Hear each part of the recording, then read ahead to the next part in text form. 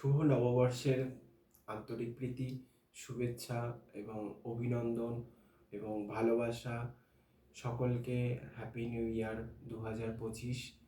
2025 আমরা অ্যাস্ট্রোলজিক্যালি এবং নিউরোলজিক্যালি আমরা জানি 2025 মঙ্গলের বছর, অর্থাৎ 2025 9, মঙ্গলের সংখ্যা, মঙ্গলের বছর।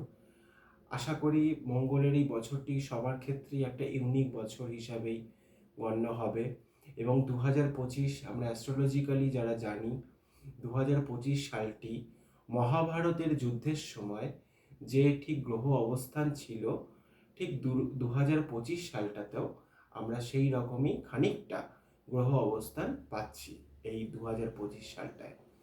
এবং 2025 সালে আমরা বিভিন্ন গ্রহের বিভিন্ন রকম আমরা ট্রানজিট পাবো।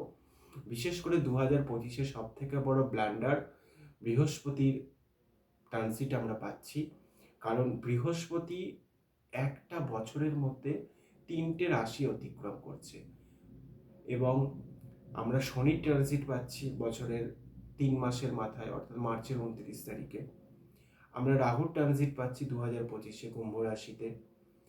চন্দ্রের তো প্রত্যেক 2.5 দিন অন্তর ট্রানজিট হয় এবং রবির প্রত্যেক 1 মাস অর্থাৎ 29 দিন অন্তর রবির প্রদক্ষিণ চলে এবং বুধের ট্রানজিট আমরা পাই এবং মঙ্গলের ট্রানজিট পাই এবং শুক্রের ট্রানজিট পাই। শুক্র, মঙ্গল, রবি, চন্দ্র, বুধ এদের ট্রানজিট আমরা প্রত্যেক দিন বা প্রত্যেক সময়ই আমরা প্রত্যেক মাসেই আমরা পাই। কিন্তু শনি, রাহু এবং বৃহস্পতির যখন যে বছরে ট্রানজিট হয়, যেমন 2020 সালে শনি, রাহু এবং বৃহস্পতি ট্রানজিট ছিল, এর আগেও যতবার আমরা শনি, রাহু এবং বৃহস্পতি ট্রানজিট যে বছরে পেয়েছি, সেই বছরটা আমাদের ক্ষেত্রে ইউনিক একটা বছর বলে গণ্য হয়েছে। এই বছরটা বিশেষ করে আরো ইউনিক, কারণ মঙ্গলের বছর এবং মঙ্গল সেই সময় বক্রগতিতে নিচস্থ অবস্থায় মঙ্গলের যাত্রা শুরু হয়েছে। সুতরাং সকলে ভালো থাকবেন এটা আশা রাখছি, কারণ সকলের ভালো থাকাতেই আমাদের ভালো থাকা এবং আমার ভালো থাকা। আর আমি কোনোদিন কোনো ব্যাপারে আমার বলি না, আমি সবসময় যে কোনো ভিডিওতে আমি আমাদের বলি, কারণ আমি মনে করি আমরা সবাই নিয়ে একটা পরিবার, এই পৃথিবী একটা সমগ্র পরিবারের মতন।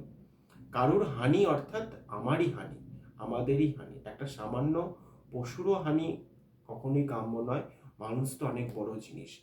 সুতরাং 2025 একটু সাবধানে থাকবেন সকলে, একটু আধ্যাত্মিকতার মধ্যে থাকবেন, ভালো থাকবেন। আধ্যাত্মিকতার মধ্যে থাকলে কিছু মন্ত্র দরকার নেই, বিশেষ কাউকে গুরু বানানো দরকার নেই, কারণ এখনকার দিনে আপনি যাকেই গুরু বানাবেন সেই আলটিমেট গরুতে রূপান্তরিত হয়। সুতরাং একটাই মন্ত্র সবসময় জপ করবেন, ওম নমো ভগবতে বাসুদেবায় জপ করবেন, অনেক ভালো থাকবেন। কাউকে দরকার নেই, নিজের মন্ত্র চুপচাপ নিজে জপ করবেন, যখন ইচ্ছা জপ করবেন এবং যা মনে হবে আপনি ঈশ্বরকে সেইভাবেই জপ করবেন। ঈশ্বর সবসময় আপনার সঙ্গে আছে। আমরা অরবিন্দের একটা কথাতে পাই যে আমরা ঈশ্বরের কৃপা থেকে বঞ্চিত হই, কিন্তু ঈশ্বর সবসময় আমাদেরকে কৃপা করার জন্য তৈরি, কিন্তু আমরা অভাগা, দুর্ভাগা, যা আমরা ঈশ্বরের কৃপা থেকে বঞ্চিত হয়ে যাই, তা আমরা তার কাছে যাই না, তাকে আমরা দরকারে প্রয়োজনে তাকে স্মরণ করি, বাট ঈশ্বর আমাদের সবসময় আমাদের সঙ্গে আছে। 2025 সকলের ভালো কাটুক, এই সামান্য একটু আলোচনার মধ্যে আপনাদেরকে বলি 2025-এর শুভেচ্ছা। হ্যাপি নিউ ইয়ার, সকলে ভালো থাকবেন, নমস্কার।